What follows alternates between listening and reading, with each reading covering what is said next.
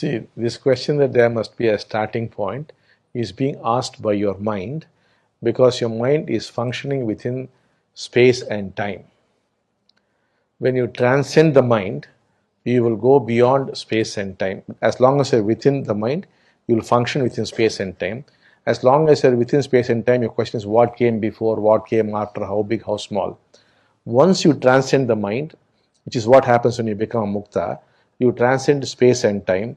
Therefore, what happens is that question disappears.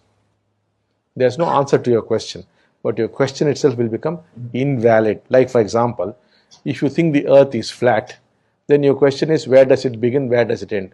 Suppose you go into space, you see that it is no more flat, it's a sphere, and the question vanishes. Similarly, when you go beyond the mind, the question will vanish. Most of these fundamental questions are being asked by the mind. They are wrong questions, like asking where does the earth begin, where does the earth end. So when you go beyond the mind, they just disappear. Things can just be. They need not have a beginning. But the mind can't accept it. The mind functions very differently. It's like a man who's saying, thinking the earth is